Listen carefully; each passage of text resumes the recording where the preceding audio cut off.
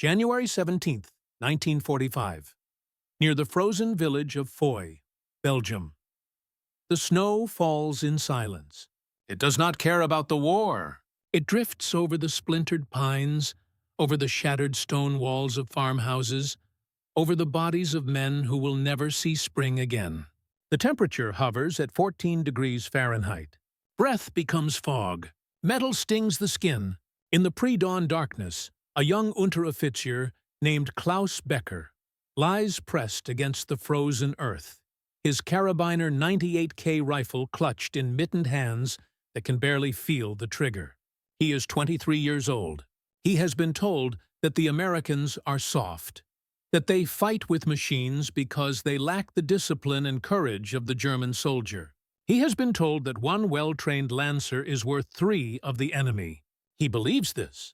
He must believe this, because if he does not, then the cold becomes unbearable, and the fear takes root, and there is nothing left but the waiting. 50 meters across the snow-covered field, hidden in a tree line that appears empty and dead, American soldiers from the 101st Airborne Division wait in equal silence. They too are cold. They too are afraid. But cradled in their arms is a weapon that will, in the next few minutes, teach Klaus Becker and thousands like him a terrible lesson about modern warfare. The M1 Garand, semi-automatic, 8 rounds, gas-operated. A rifle that can fire as fast as a man can pull the trigger, without the need to manually work a bolt between each shot. General George S. Patton will call it the greatest battle implement ever devised. But on this frozen morning, it is not yet legend. It is simply the tool that will turn the mathematics of infantry combat upside down. The first shot cracks the dawn like breaking glass. To understand what happens in that tree line near Foy, one must first understand what the German soldier expected when he went to war against the United States.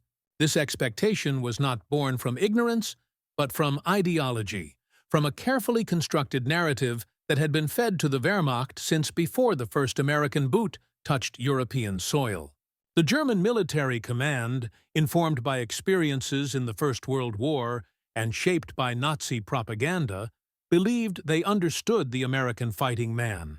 He was wealthy but soft, industrialized but undisciplined, technologically advanced but spiritually weak. This was the American paradox as seen through German eyes. A nation that could build magnificent machines but could not build magnificent soldiers. The German army in 1941, and even into 1944, considered itself the finest infantry force in the world. This was not mere arrogance. The Wehrmacht had conquered Poland in weeks, France in months. It had pushed deep into the Soviet Union, inflicting casualties on a scale that numbed comprehension. The German soldier was trained in Auftragstaktik, mission-type tactics, which emphasized initiative, flexibility, and independent thinking at every level. The lancer in the field was not merely following orders. He was adapting, improvising, seizing opportunity. And his weapon, the Karabiner 98K, was a bolt-action rifle based on a design from 1898, refined through decades of use. It was accurate, reliable, and, in the hands of a trained marksman, deadly at ranges exceeding 400 meters. But it required something crucial: time. After each shot, the soldier had to work the bolt. Lift, pull back, push forward, press down. Eject the spent cartridge. Chamber a new round. Reacquire the target. Fire again. A well-trained German rifleman could manage perhaps 15 aimed shots per minute under ideal conditions. In combat, under stress, with adrenaline narrowing vision and shaking hands, that number dropped. 10 shots. 8. Sometimes fewer. This was acceptable, even expected, because every other major infantry force in the world operated under the same constraint. The British had their Lee Enfield, also bolt action. The Soviets carried the Mosin Nagant, bolt action. The Italians, the Japanese, even the French before their collapse, all bolt action. The rhythm of infantry combat had been established over half a century. Fire, Work the bolt, fire again. The man who could fire faster and more accurately would win the engagement, but the fundamental tempo remained unchanged. Then the Americans arrived, and they brought the Garand. The M1 Garand was adopted by the United States Army in 1936, making the United States the first nation to field a semi-automatic rifle as its standard infantry weapon. This was not a minor technical achievement. It was a revolution in the mechanics of killing. Designed by Canadian-American engineer John C. Garand after years of development at the Springfield Armory, the rifle utilized a gas-operated system that harnessed the expanding gases from a fired cartridge to automatically cycle the action. Pull the trigger, the rifle fires. The gases push a piston, the bolt unlocks and cycles backward, ejecting the spent casing. A spring drives the bolt forward, stripping a new cartridge from the en-bloc clip and chambering it. The entire process occurs in a fraction of a second. The soldier's finger never leaves the trigger area. His eye never fully leaves the sight picture. He can fire 8 rounds in rapid succession, each aimed, each deadly, before the Garand emits its distinctive metallic ping as the empty clip is ejected. When the United States entered the war in December 1941, the M1 Garand was already in production, though not yet distributed to every soldier. Early American units in North Africa and the Pacific still carried the bolt-action M1903 Springfield. But by 1943, the Garand had become standard issue. By D-Day in June 1944, nearly every American rifleman storming the beaches of Normandy carried one. And by the winter of 1944, during the Battle of the Bulge, when German forces launched their last great offensive in the West, the Garand had become the defining sound of American infantry combat, a rapid, crackling thunder that German soldiers would come to dread. But the weapon itself was only half of the equation. The other half was something less tangible, something that German intelligence reports struggled to quantify: American abundance. The United States was not merely producing one rifle per soldier. It was producing spare parts by the millions. It was manufacturing ammunition on a scale that defied European comprehension. An American infantry division in 1944 could expect resupply within days, sometimes hours. If a Garand malfunctioned, there was another. If ammunition ran low, more would arrive. This logistical reality, boring, unglamorous, often ignored in tales of battlefield heroism, fundamentally altered the calculus of war. A German soldier with a broken rifle became a liability. An American soldier with a broken rifle received a replacement and returned to the fight. Klaus Becker does not know these numbers as he lies in the snow near Foy.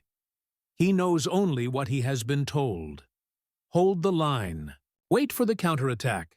Trust in German discipline and training. He has fired his Carabiner 98K in combat before, during the initial stages of the Ardennes offensive. He has killed men with it.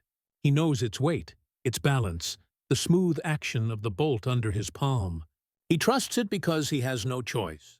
His squad of 8 men is dug into a hasty defensive position along the edge of the woods. They are outnumbered. They know this. But they have been outnumbered before. The plan is simple. Fire, take cover, work the bolt, fire again. Make each shot count. Force the Americans to keep their heads down. Wait for the panzers that are surely coming, though no one has seen a panzer in 3 days. The Americans emerge from the tree line at dawn, not charging, not shouting, moving in staggered rushes, squad by squad, using the terrain. Klaus fires. The rifle kicks against his shoulder. He works the bolt, the motion automatic after months of repetition. He fires again. One of the Americans falls. Then the world becomes noise.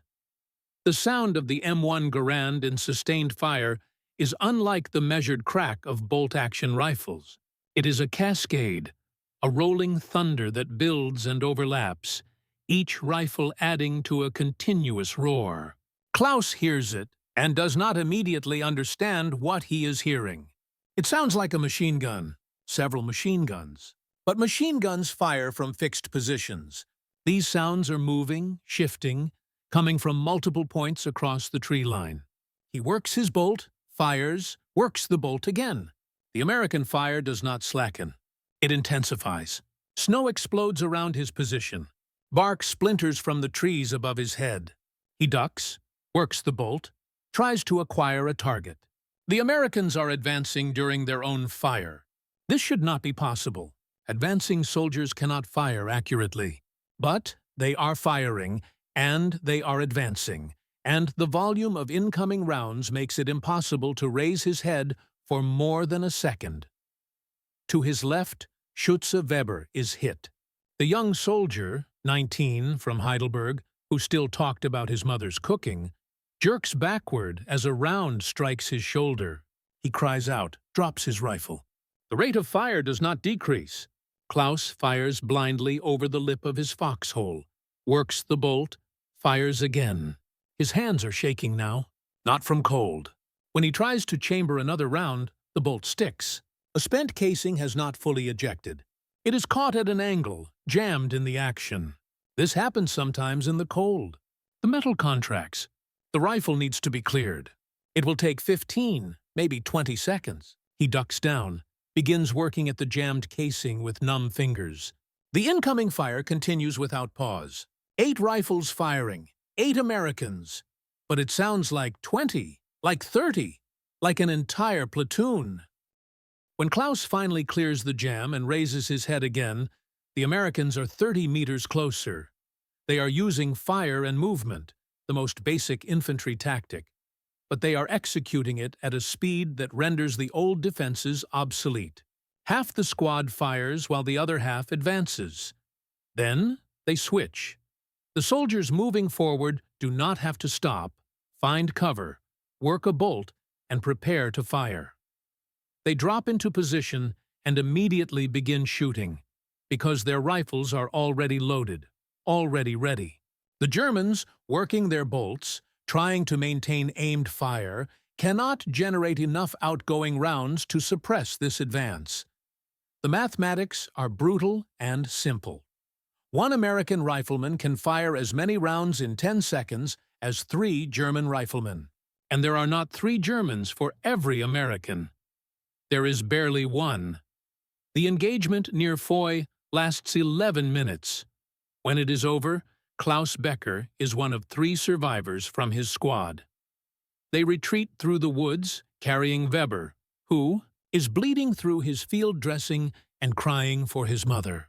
They leave behind their dead, their rifles, and something less tangible. The certainty that German training and discipline could overcome American material advantages. Klaus will survive the war. He will return to Germany and never speak of the EE. Mourning near Foy, except to say that the Americans had too many guns. Oh, but in his dreams, he will hear that sound again. The rolling crack of Garands, like thunder that does not stop, like a storm that feeds on itself and grows stronger the longer it rages. The German High Command received reports of the M1 Garand's effectiveness as early as 1943, following engagements in North Africa and Sicily. These reports were clinical, factual. They noted the increased rate of fire. They calculated the ammunition expenditure rates. They observed that American infantry squads could sustain offensive fire while moving, something previously possible only with light machine guns. What the reports struggled to capture was the psychological impact. A soldier facing bolt-action rifles knows the rhythm of incoming fire. He can count the shots, anticipate the pauses, time his movements. A soldier facing semi-automatic rifles faces fire that seems continuous, overwhelming, inescapable. The pauses are so brief, they might as well not exist.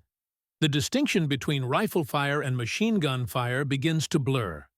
And when every enemy soldier carries what feels like a machine gun, the fundamental assumptions of infantry combat collapse. German veterans of the Eastern Front, rotated to the West in 1944, reported a striking difference in combat experiences. Against the Soviets, who primarily carried bolt-action Mosin Nagants, A well-positioned German squad could often hold against superior numbers through superior training and disciplined fire. Against the Americans, numbers became almost irrelevant. An American squad of 12 men could generate more sustained firepower than a German platoon of 30. This was not hyperbole. It was mathematics. The German answer to this problem was to deploy more machine guns, the MG-34 and later the MG-42, capable of firing up to 100-200 rounds per minute. But machine guns were heavy, required 2 or 3 men to operate effectively, and were vulnerable to concentrated fire. The Americans could suppress a German machine gun position with rifle fire alone, something that should not have been tactically possible, but repeatedly occurred in practice. There were attempts to counter the M1 Garand's advantage. German training manuals from late 1944 emphasized the importance of aimed fire over volume of fire, stressing that accuracy mattered more than speed. This was not wrong, but it missed the point. The Americans were not sacrificing accuracy for speed. They were achieving both. A trained American soldier with a Garand could fire 8 aimed shots in the time a German soldier fired 3. The Garand's recoil was manageable, its sights were clear, and its semi-automatic action allowed the shooter to maintain focus on the target rather than on working the bolt. In engagements under 300 meters, which describe the vast majority of infantry combat, the Garand was not just superior, it was transformative. Some German units attempted to capture and use American weapons, a practice not uncommon in war. But the M1 Garand required 30-06 ammunition, which the Germans did not manufacture. Captured supplies ran out quickly. A German soldier who picked up a Garand after a battle might have 8 rounds, perhaps 16, if he found a spare clip. Then it became a cumbersome club. The logistical ecosystem that supported the M1, the ammunition production, the supply chains, the replacement parts, was as much a weapon as the rifle itself. The Germans, by 1944, were experiencing supply shortages across all fronts: fuel, ammunition, food, winter clothing. Everything was scarce.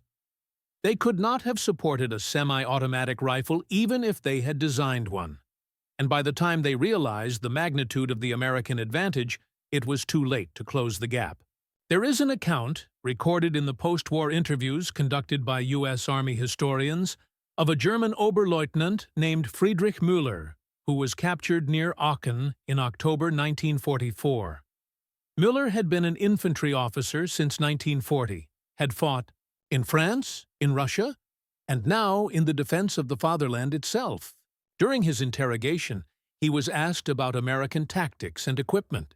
He spoke about tanks, about artillery, about air superiority. Then he paused, and the interrogator noted that Müller's hands were shaking slightly. "The rifle," Müller said finally. "Your rifle changes everything. We trained to fight soldiers with rifles. You gave your soldiers something else." When pressed to elaborate, Müller described a firefight outside a village whose name he could not remember.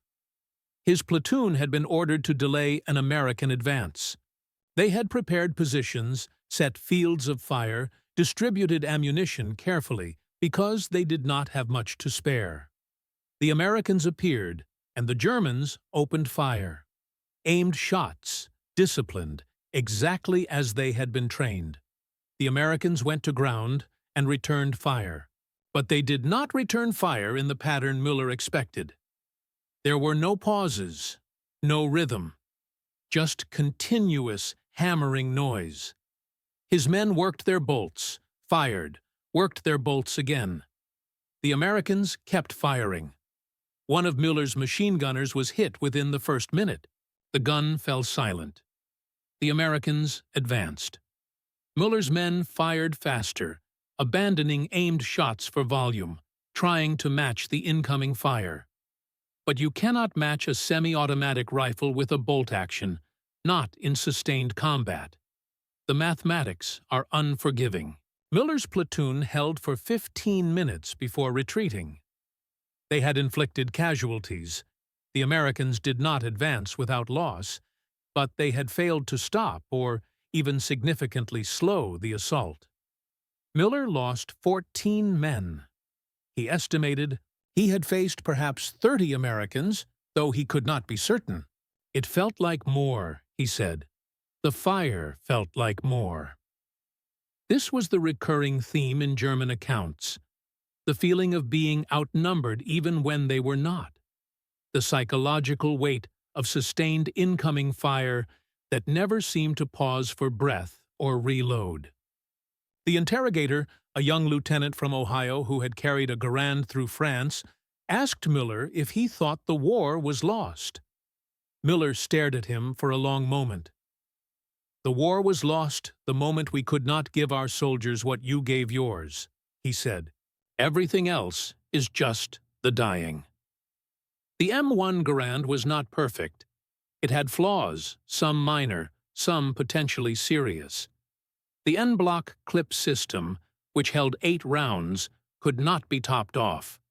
Once a clip was loaded, the soldier had to fire all 8 rounds before reloading. If he needed to reload before emptying the clip, he had to manually eject it, wasting ammunition. The ping sound made when an empty clip ejected was distinctive and audible, potentially alerting nearby enemies that the soldier was temporarily vulnerable. The rifle was heavy, 9.5 pounds unloaded, and longer than many soldiers preferred for close-quarters combat. It was sensitive to dirt and fouling. The gas system required regular cleaning, or it could malfunction. In the Pacific theater, where mud, humidity, and jungle conditions were constants, the Garand required meticulous maintenance. But these flaws paled in comparison to its advantages. And more importantly, the American military machine was capable of addressing problems as they emerged. When Garands malfunctioned in the field, armorers analyzed the failures. Improvements were made to the gas system, to the trigger assembly, to the sights. Lubrication protocols were adjusted for different climates. Spare parts were stockpiled at every supply depot.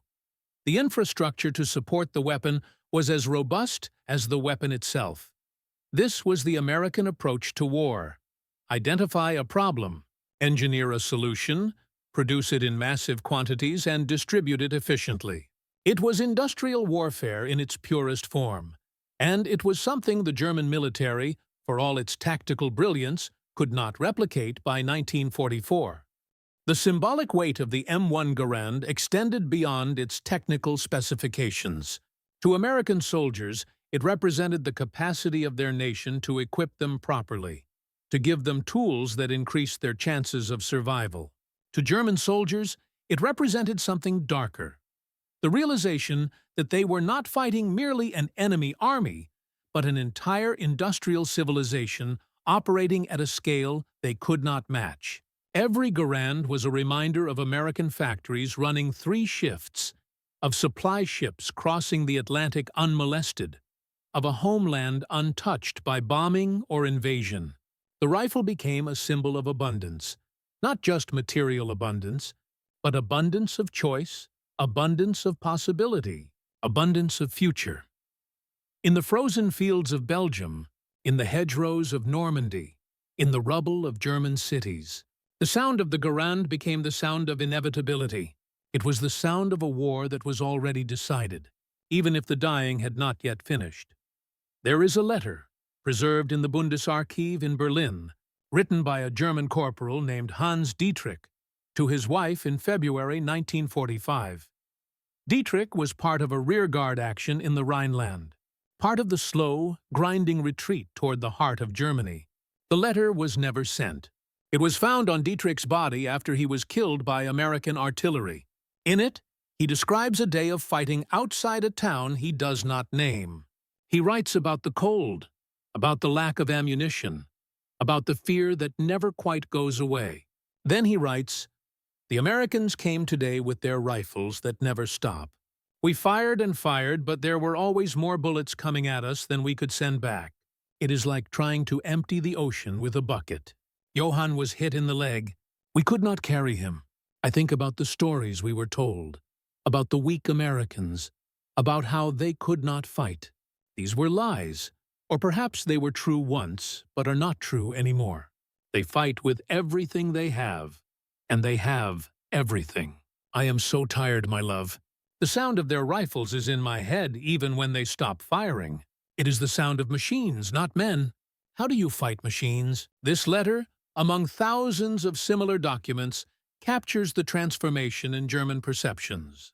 The narrative of American weakness, so carefully constructed, so central to German morale, crumbled under the weight of experience. The Americans were not weak. They were not undisciplined. They were simply fighting a different kind of war, one where industrial capacity mattered as much as individual valor, where the ability to produce and distribute advanced weapons shaped the battlefield as much as tactics or training. By the spring of 1945, German resistance in the West was collapsing. This collapse was not due to any single factor. Wars are too complex for simple causation. But the M1 Garand had played its role. It had given American infantry a critical advantage in the most fundamental form of combat. Man against man, rifle against rifle. It had allowed American soldiers to close with the enemy and win firefights that might otherwise have ended differently. It had saved lives, American lives, by putting superior firepower in the hands of every rifleman. And it had broken the myth of German invincibility, one firefight at a time, one squad engagement at a time, until the myth was just memory, and the memory was bitter.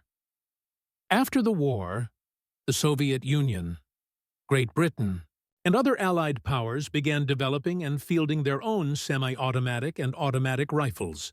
The Germans, divided and occupied, no longer had a military to equip. The lessons of the M1 Garand were absorbed into the doctrine of every modern army. The age of the bolt-action rifle as a primary infantry weapon ended, not with a formal decision, but with the simple acknowledgement that the nature of infantry combat had changed permanently. The semi-automatic rifle became the minimum standard. Within 2 decades, fully automatic assault rifles would replace even the Garand. But there was a period, roughly from 1943 to 1945, when the M1 Garand represented a unique advantage, a window of technological superiority that had real consequences on the battlefield. It was not the only reason the Allies won the war in Europe. It was not even the most important reason, but it was part of the equation, part of the vast, interconnected system of advantages, industrial, logistical, technological, and human, that made Allied victory possible. For the German soldiers who faced it, the Garand was a revelation and a nightmare. It revealed that the war they thought they were fighting, the war of courage and discipline and superior training, was not the war they were actually in. The real war was one of production lines and supply chains, of nations that could arm every soldier with the best possible equipment and sustain that equipment across thousands of miles and multiple years. It was a war where abundance mattered, where the capacity to waste resources, to fire more bullets than absolutely necessary, to replace equipment rather than repair it, to feed soldiers well and supply them generously, was itself a weapon more devastating than any single gun. And the nightmare was the realization that this war was unwinnable. Not because German soldiers lacked courage or skill, they did not. Not because German tactics were inferior, in many cases they were excellent, but because the enemy had solved problems the Germans did not even know existed. The enemy had built a system where individual courage mattered less than collective capacity, where the quality of the rifle in a soldier's hands was the product of decisions made years earlier in factories and design bureaus and government offices, thousands of miles from the front. In the decades after the war, veterans from both sides wrote memoirs, gave interviews, reflected on their experiences. Among German veterans, there is a recurring motif: the sense of having been overwhelmed not by superior soldiers, but by superior everything else. American soldiers, in their accounts, often mentioned the Garand with a kind of casual affection. It was just their rifle. It worked. It was reliable. They trusted it. They did not always understand, not fully, how significant an advantage it gave them. The weapon was simply part of the landscape of their war, as ordinary as K-rations or olive-drab uniforms. But to Klaus Becker, lying in a hospital in Bavaria in the summer of 1945, recovering from wounds and frostbite and the long retreat across a dying Reich, the M1 Garand was anything but ordinary. It was the sound that haunted his sleep. It was the weapon that had taught him, in that frozen field near Foy, that all the ideology and propaganda and promises meant nothing against the simple, terrible fact of being outgunned. He would live another 40 years, work as a schoolteacher, raise a family, never speak of the war except in the vaguest terms. But sometimes, on quiet nights, he would hear a sharp crack, a car backfiring, a door slamming, and for just a moment he would be 23 again, working a bolt that suddenly felt too slow, hearing the rolling thunder of rifles that never paused, and knowing, with a certainty that felt like drowning, that he and all his brothers in arms were being swept away by a force they could not stop and did not fully understand. The M1 Garand did not win the war. No single weapon ever does.